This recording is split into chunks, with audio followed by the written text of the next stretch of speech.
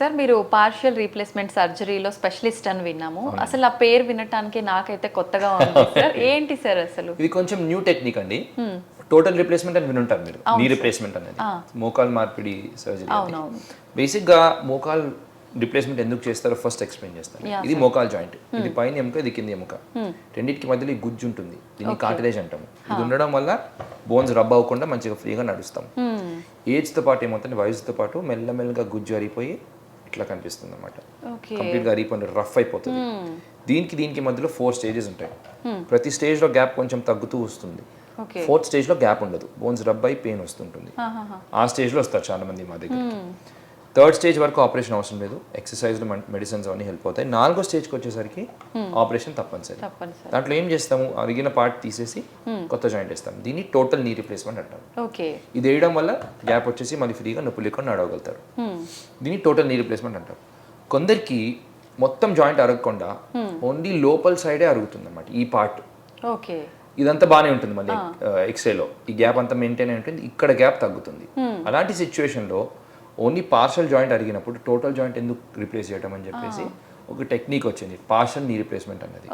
దాంట్లో ఏం చేస్తాము, ఓన్లీ అరిగిన పార్ట్ మాత్రమే మారుస్తాం. ఈ బిట్టే, ఈ లిగమెంట్స్ టచ్ చేయము, ఈ కార్టిలేజ్ అంతా టచ్ చేయము, అంత న్యాచురల్గా ఉంది కాబట్టి అట్లా వదిలేసి ఈ బిట్ మాత్రమే మారుస్తాము.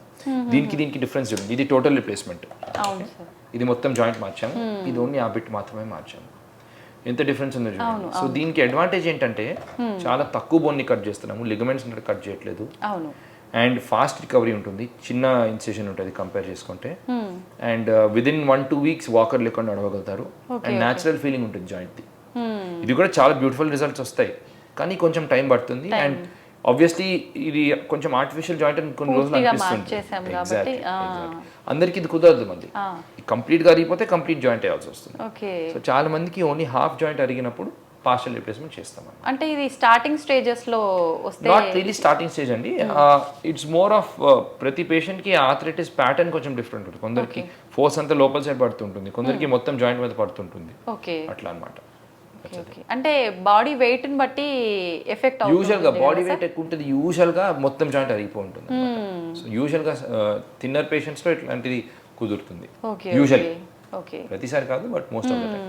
అంటే జనరల్ గా వింటుంటాం కదా సార్, అక్కడ అంటే నరం ప్రెస్ అవుతోంది, బోన్ కొంచెం అక్కడ ఎఫెక్ట్ అవుతోంది అని, అట్లాంటి టైంలో ఇది అవసరం పడుతుంది. ఎక్కువ ప్రెషర్ ఎక్కడైతే ఎక్కువ ప్రెషర్ ఇన్నర్ సైడ్ లోపల సైడ్ లో పడితే అప్పుడు అది పార్షల్ రీప్లేస్మెంట్, యూజువల్ గా ఆ పార్టే అరుగుతుంది, అప్పుడు ఈ పార్షల్ రీప్లేస్మెంట్ చేస్తే సెట్ అయిపోతుంది. ఓకే, అంటే దాంతో పోల్చుకుంటే ఇది బెటర్ అనే అనుకోవచ్చు. ఈ ఆప్షన్ ఉంటే డెఫినెట్ గా అది బెటర్. ఎందుకంటే ఓన్లీ హాఫ్ జాయింట్ మార్చాము, హాఫ్ జాయింట్ న్యాచురల్ జాయింట్. అవునవును. సో దానివల్ల మీకు రికవరీ చాలా ఫాస్ట్గా ఉంటుంది దాంతో. That's the thing. ఓకే, అది కొంచెం టెక్నికలీ డిఫికల్ట్ సర్జరీ కంపేర్ చేసుకుంటే, ఎందుకంటే దీంట్లో మొత్తం కట్ చేసి చేసేయడమే. ఈ సర్జరీలో టోటల్ రిప్లేస్మెంట్లో మొత్తం కట్ చేసేసి కొత్త జాయింట్ వేయచ్చు. దీంట్లో ఎగ్జాక్ట్గా ప్రిసిషన్తో ఆ బిట్ మాత్రమే కట్ చేయాల్సి వస్తుంది. సో యూజువల్గా రోబోటిక్స్ హెల్ప్ అవుతుంది పార్షల్ రిప్లేస్మెంట్, ఇంకా ప్రిసిషన్ వచ్చేస్తుంది అనమాట.